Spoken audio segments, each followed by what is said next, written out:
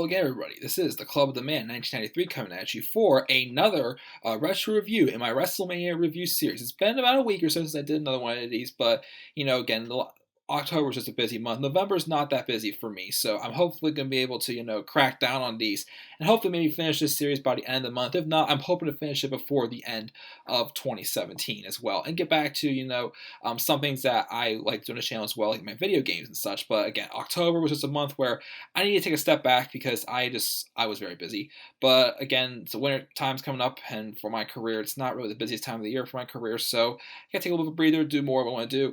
But we're gonna get back to this WrestleMania review series. We're now on WrestleMania 11. We're now a third of a way done with this retro review series, and I went to this WrestleMania with mixed feelings because, of course, I'd never seen it before. But I heard people say this could be the worst WrestleMania. I hear people say WrestleMania 9 is the worst so far. That is the worst one, I'd say. People say this one's like right down with them as one of the worst ones of all time. After watching it, I would say it's the worst. It was better than I thought it was, but it wasn't great either. It was an average show. That's why I'm going to give it like a C. I mean, I'm giving it a C. I was close to giving this a C minus, because it was just like, just all the matches were like average. There were a couple good matches on the show. Not great or classics, but like B-worthy matches on the show. And we had a couple matches that weren't really that great. But because of that, I felt this is kind of like an in-between one. I'll give this one a C. This was, an average WrestleMania. For what I realized also in the research I've done before watching the show, this was still around a time where the Monday Night Wars and Monday Night Nitro, or whatever the heck it was called for WCW, were really starting to take place. And there was a lot of people from the WWE that was leaving the company, well, the WWF at the time, was leaving the company to go to WCW. And we don't have, Ric Flair, Macho Man's gone by now. Hulk Hogan's still, gone for. He does eventually do come back, though, to the WWE. I think I thought last year was going to be Lex Luger's last year in WWF, but this actually was his last year in WWF because he was on his WrestleMania. This was his last ever WrestleMania he was in, and a few others. But there were still, people coming out, people coming in. So the roster was a little bit thin on talent this year as far as I think also, despite this being the year of the Royal Rumble where Shawn Michaels won it after starting at the Royal Rumble number 1, I think this was the year of the worst Royal Rumble, as it was only like a 40-minute match, which that's not really too good for a Royal Rumble. But we had some decent build going into this WrestleMania, so let's just get right into it. There were some changes as well. On commentary this year, it was Jerry the King Lawler and Vince McMahon. Jim Ross was still somewhat involved with the company. I believe WrestleMania 9 was his first WrestleMania on commentary, but he had some issues with the company, like in and out. But this year it was Jerry the King Lawler and Vince McMahon on commentary. The date was April 2nd, 1995. It was at the Hartford Civic Center in Hartford, Connecticut, which probably isn't too far from WWE headquarters, which is located in Stamford, Connecticut. So we got into the first match, and also it was probably about 16,000 attendance, so still kind of low on the attendance size. We didn't get to the high number of attendance until years later. This was actually, because of also the thin roster, this was actually, I believe, the shortest WrestleMania probably. Well, actually, no, sorry, second shortest, I'd say so far, because the WrestleMania 1 was only like a little over 2 hours. This was about 2.5 hours long. I think we do start getting back into 3-hour WrestleManias, and eventually 4 hours, and WrestleMania 33 is 5 hours. Not including the pre-show, of course, but we don't talk about the pre-show on these things. So the first match, which was a tag match, it was the Allied Powers, British Bulldog, Lex Luger taking on Jacob and Eli Blue with Dutch Mantle. British Bulldog and Lex Luger won.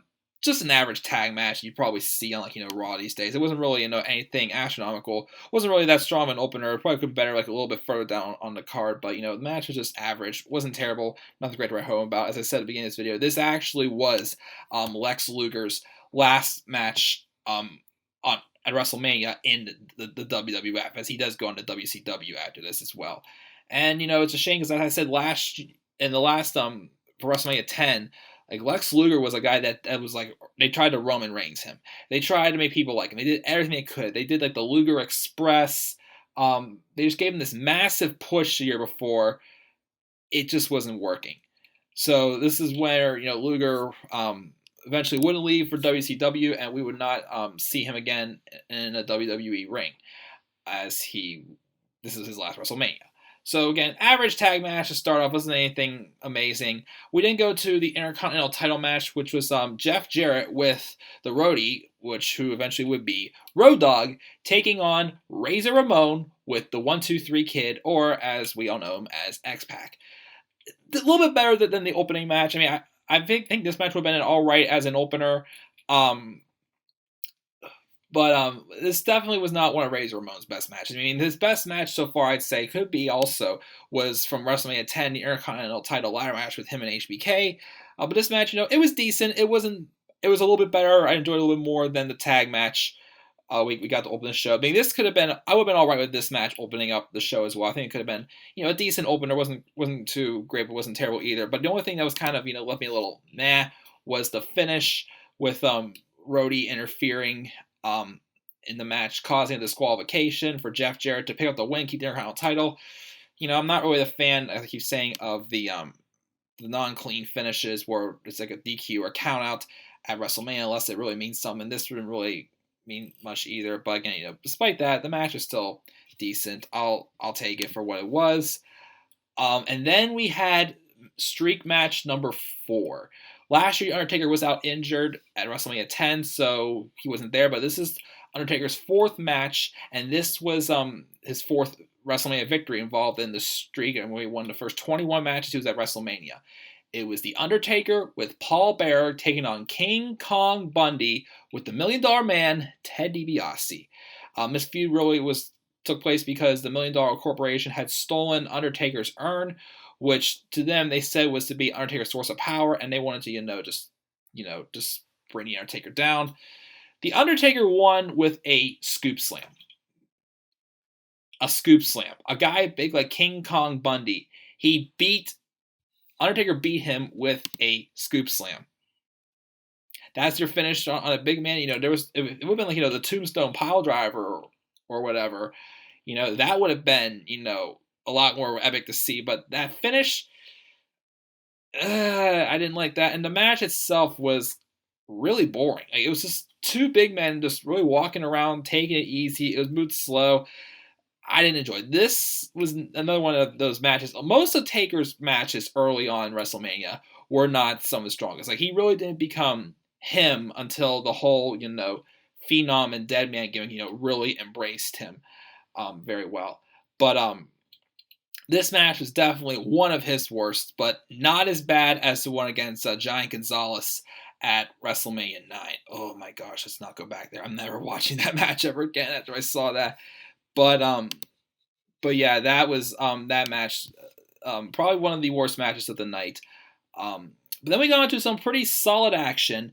The World Wrestling Federation Tag Team Championship match. It was the Smoking Guns, Billy Gunn and Bart Gunn, who Billy Gunn would later on team up with the Road Dogg and become the New Age Outlaws. We know that team was good. Except for now, Road Dogg is not well liked because of his terrible writing on SmackDown Live. We're not going to talk about that. They were taking on Owen Hart and a mystery partner of his choice. And Hart's mystery partner ended up being Yokozuna, who he mentioned, had been known for beating up his brother, Bret. And he was, of course, in the corner by Jim Cornette and Mr. Fuji. This was one of those, bizarre, random tag teams that put together that actually really worked well together.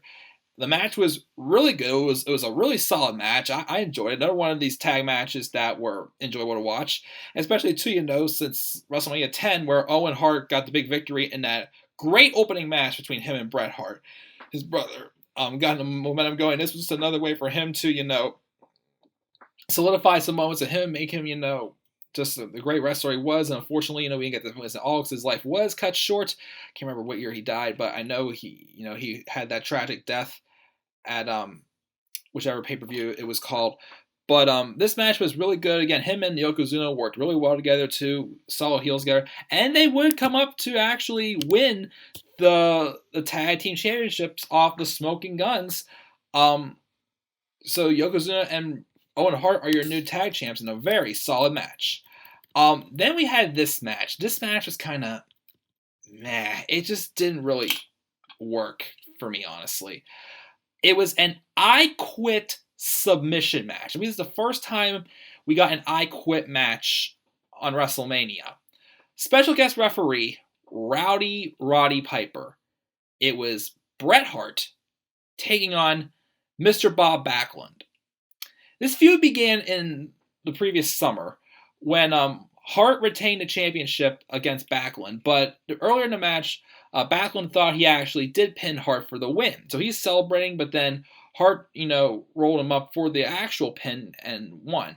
But then Backlund, got upset. He turned heel and began attacking the Hitman. He would eventually win the title from Bret Hart at Survivor Series, but then he would drop it to Diesel, who was involved in the following match. We'll talk about that shortly. And then Backlund would then attack Bret Hart at his match at the Royal Rumble to still get revenge on him. He then forgot about what happened with him. So then it led to this I Quit submission match with the special guest referee Roddy Piper. And the rules in this match were you had to get your opponent to say I quit, but you had to do it with a submission. I don't know. That and Roddy Piper, all due respect to him, every 5 seconds you just heard, you want to quit? You want to quit? You want to quit? You want to quit? It kind of got a little too much after a while. It was a little annoying to sit through. I mean, all respect to him. He's, Hall of Famer, great wrestler from the stuff I've seen from his past matches on WrestleMania. But him as special guest referee wasn't really, didn't really make this match entertaining. And the match was just slow. It was just boring. The whole thing with the submission thing, it just didn't quite work out really well. That's why it was just kind of like a meh match. Like, I wouldn't give it an awful grade, but if I could grade this match, I give it a really low C- because to me it just didn't quite really work out. I felt so that's not really one of Bret Hart's finest moments after having the WrestleMania he had the year before at when he had the match with Owen Hart, and he also defeated Yokozuna to win the title after he was involved in that double elimination, sharing the Royal Rumble win with Lex Luger. So yeah, that was that match. We then had the WWF World Heavyweight Championship match. It was Big Daddy Cool Diesel, or as he would later also be called, Kevin Nash. This was before his Kevin Nash days, with Pamela Anderson in his corner, taking on Shawn Michaels with Psycho Sid in his corner. Now, this feud started off when Diesel and HBK had formed a tag team. After a while, when Diesel was HBK's bodyguard. This is where, Shawn Michaels was still a heel, but this time he was really getting over, and there was no doubt about it, they needed just to turn him face, because he was going to get cheered for no matter who he was facing. And at Survivor Series, HBK accidentally did kick Diesel, and leading to them arguing and splitting up and relinquishing tag titles because of this. As before, Diesel beat Bob Backlund to become the champion at a house show, at a random house show as well. So keep in mind, house shows could, be significant. And this is where HBK won the Royal Rumble, starting at number 1, and he would challenge Diesel for the title at WrestleMania. Now, last year I talked about Lex Luger was like the Roman Reigns, like the guy that Vince really liked and he wanted everybody else to like. This is kind of the same for Diesel. Well, before he was Kevin Nash. He was trying to get them to like him, but it just wasn't working. He wasn't hated dearly, but he was still kind of green, and he was going up against Shawn Michaels, who I believe this was his first world title shot he got at WrestleMania, because he was in the Intercontinental title match last year with Razor Ramon in that epic classic ladder match. But this was around a time where it's like he was just in the wrong place at the wrong time.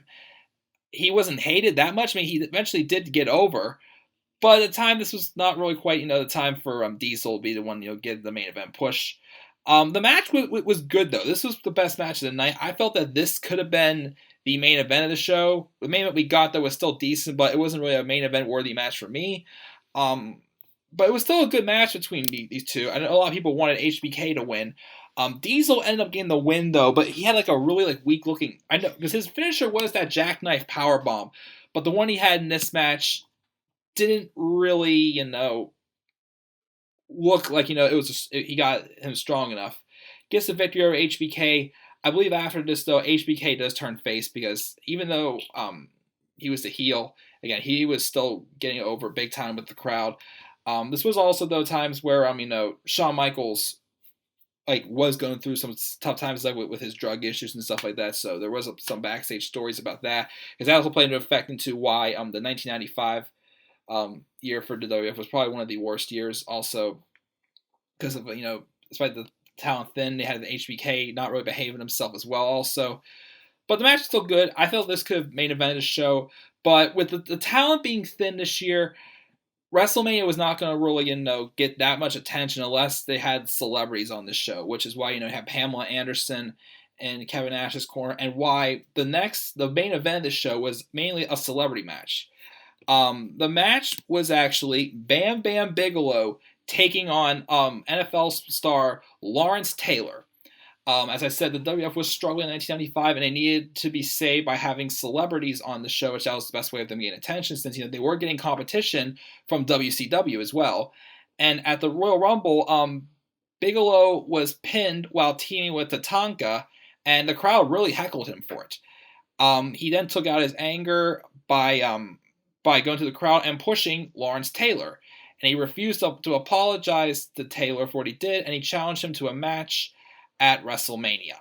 So the match had this, had a lot of people in Bam Bam Bigelow's corner, a lot of NFL stars as well in Lawrence Taylor's. I can't remember all of them off by name of who was in whose corner, but this is mainly just a celebrity match. And a lot of times, especially at WrestleMania, I would be like, why are we doing this here? Like sometimes, most of the times, these matches don't seem to work. This match was acceptable. It was average. It wasn't great. I would not have wanted this to be the main event, though. I would have rather have had Diesel and HBK be the main event. Because, despite, Diesel being kind of green, HBK was, at his highest, at getting to his highest point. Even though he wasn't really at the best outside of the ring, I think that would have been more worthy of the main event than this. But it was still a decent match we had. It was, the crowd was into it. They enjoyed it. Lawrence Taylor got the win. But yeah, that was pretty much how the match was. And that's it for WrestleMania 11. Again, I didn't think it was as bad as people made it seem like it was. It wasn't terrible. We had some good stuff on the show. We had some meh to poor matches, like the I Quit submission match. That was odd. And Taker and King Kong Bundy also wasn't really that great either. Really slow moving match. But so we got some good matches. The tag title match, Diesel and HBK. Everything else was, just average and decent. So I'm going to still stick with the grade I gave for WrestleMania 11 with a C. What grade would you give WrestleMania 11? What are your thoughts on WrestleMania 11? Leave your thoughts down in the comment section below. And as always, please click that like and subscribe for more content on this channel. Next up is WrestleMania 12, which I hear was a pretty good show. So we'll see what happens when we get there. Until then, guys, I am the Club Man 1993. Have a great day.